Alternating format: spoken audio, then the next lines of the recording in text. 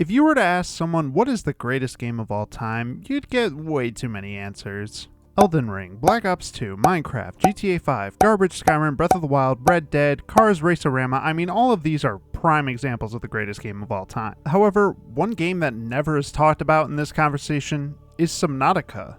Out of all the games I've ever played, Subnautica was probably the one I enjoyed playing the most. And honestly, the reason I believe that is because I feel like this game has a little bit of something for everyone. There's exploration for players who like to see every inch and detail of a world, Easter eggs, and loads of information about the world for those who are completionists, interesting story dialogue for those who just like a good story, a sense of horror and panic for players who enjoy being thrilled from scary games. And I haven't even covered crafting, building, breeding. I mean, this game has something for everyone. And so, just to prove it to you, I spent 100 days playing Subnautica to show you how good Subnautica really is.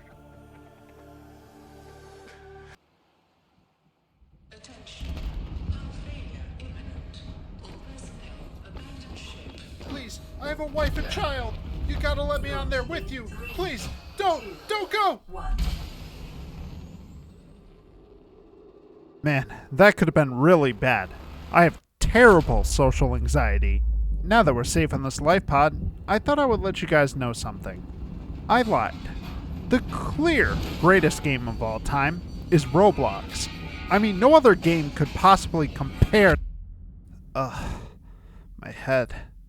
Oh, son of a bitch! Oh, thank God it was just a dream. Last thing I remember, I was saying something really stupid and untrue. Oh, and there's a fire in our life pod, which I'm not very panicked about. Not because I played this game before and I know exactly what to do, but because I take showers with my girlfriend, and at this point, I could stand in fire and it would feel like an ice bath. After putting out the fire, we open up our PDA, which it'll tell us how to survive. Not really. I mean, good luck. But the first thing we're going to need to do is to gather some resources and to craft some tools.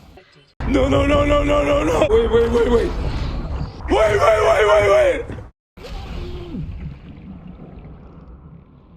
I go and collect that cave sulfur since I'm going to need it, and a few other resources along with some debris from the ship. I'm sure we did absolutely nothing to this ecosystem. However, thanks to the materials I gathered, I crafted myself an O2 tank, a knife, a repair tool, and a scanner tool. I then fixed the life pod, which was then followed by me fixing the radio, eventually. Do it. Come on, there we go. Yep, I fixed the radio. After fixing this radio, we got a broadcast, which I'm sure it was, you know what, it's not important. Day 2 doesn't exist, so I started day 3 by upgrading my O2 tank. Now, I am not going to tell every single time that I go out and get resources or find new scans, so you're just gonna have to believe me. On day 4, I decided to travel to the floating islands mainly because of a few reasons. One reason was for the purple tablet being our first one, and I'm sure we definitely won't need more. The other one was the multi-purpose room, which took so long to scan.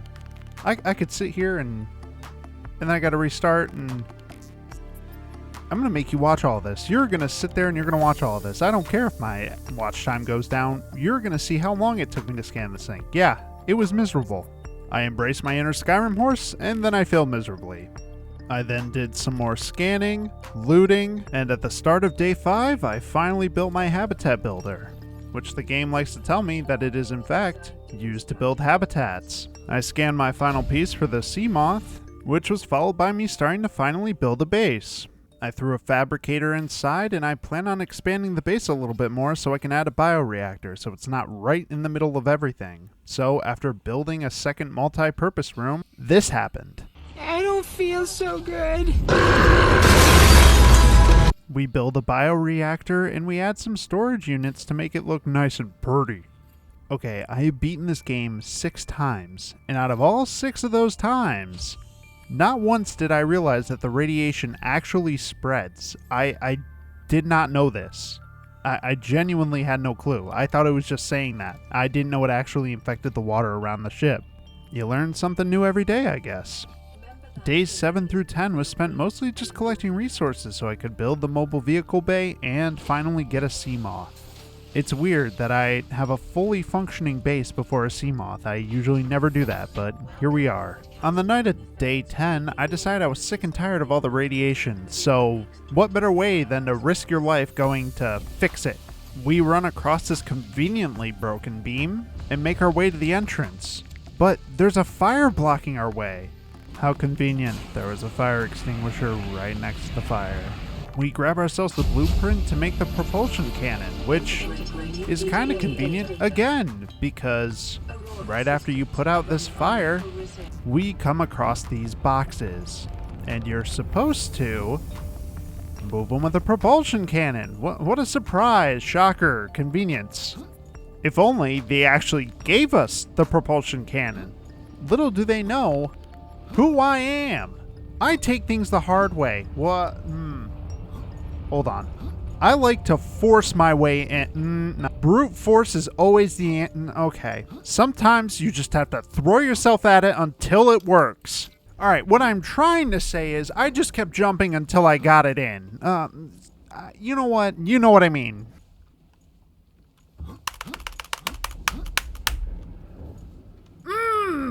After exploring around the ship for a while, we make it to the engine room. Now we gotta repair about 10 breaches in the engine.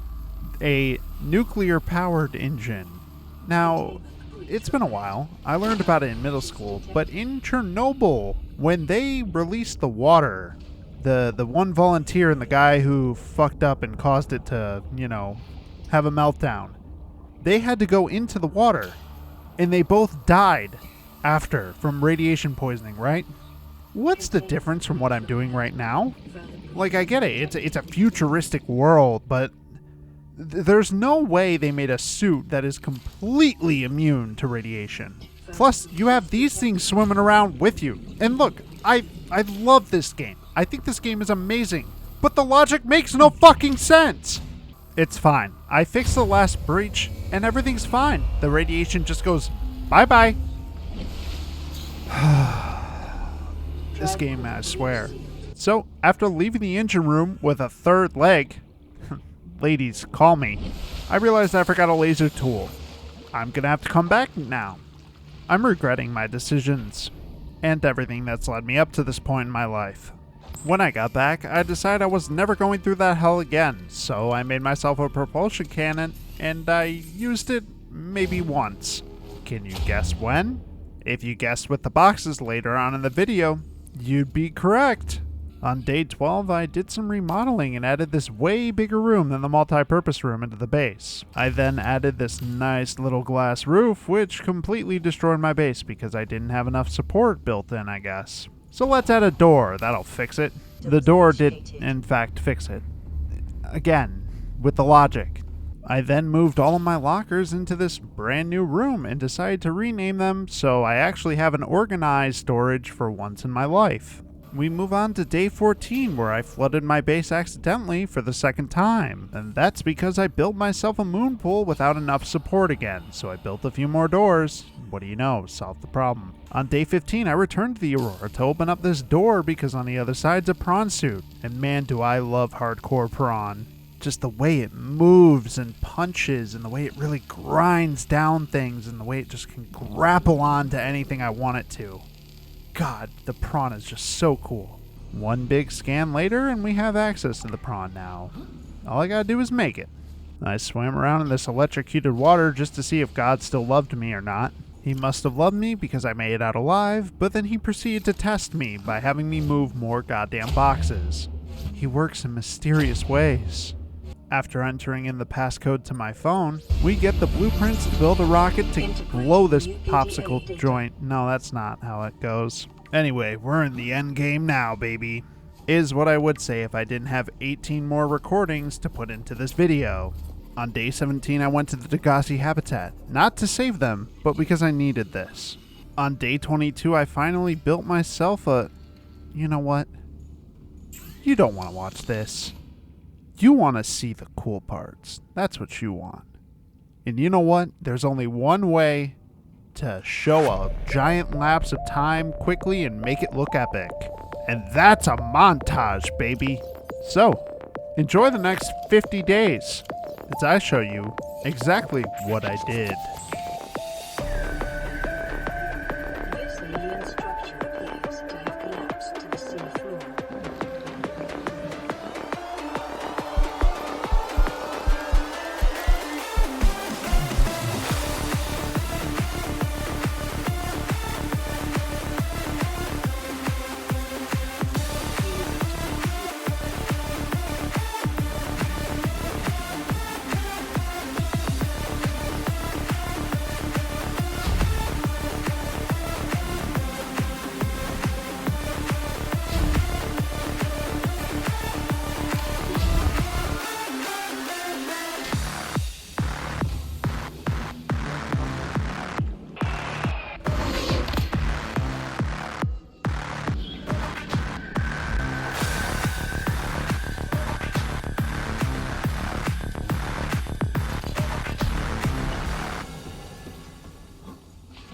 We're pretty much already at the end game now, and around this time I finally got the message from the Sunbeam that they're going to come pick me up.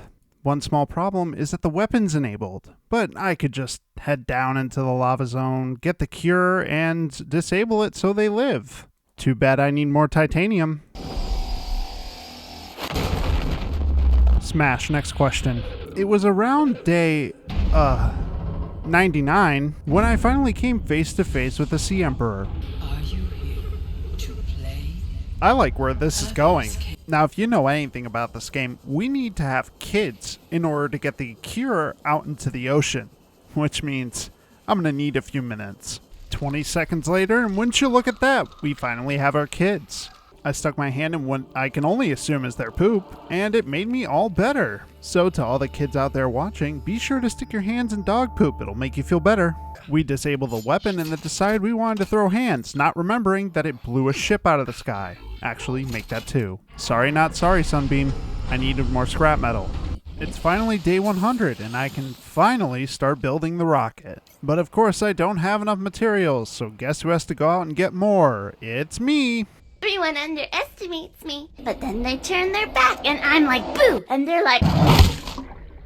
And so, just like that, I completely lost my world. I died, and there's no coming back. After you die in a hardcore world, in Subnautica, it gets permanently deleted. There is no way to retrieve it. It's gone forever. But if you were to ask me, how good is Subnautica really? I'd tell you it's an amazing game. The world around you is just astonishing. They put so much effort into those tiny little details as well. The game is fun, and the progression is amazing in it. It's not like Minecraft where you can go and get diamond armor within 30 minutes of loading up the world. It actually takes a lot of time to progress in this game. But it's not so completely repetitive that it's boring. This story is really interesting, and although I didn't show much of it in this video, I'm sure you can go find plenty of lore videos on it on other YouTube channels. Sure, the game does have some bugs, but I mean, what game doesn't, honestly? And the feature with the time capsules, I mean, that's amazing. Being able to find other people's time capsules they played through the game that they made and beat the game as well, it's really something special. And so the last thing I can really say is, how good was Subnautica? Easily one of the greatest games of all time. There is no doubt in my mind that I absolutely love this game, and that I think everyone does. It is maybe not a 10 out of 10, but it's pretty damn close. And so I'll wrap this video up by saying thank you all so much for watching. I really do appreciate it. Subnautica is one of the greatest games of all time, and as always, be sure to take care.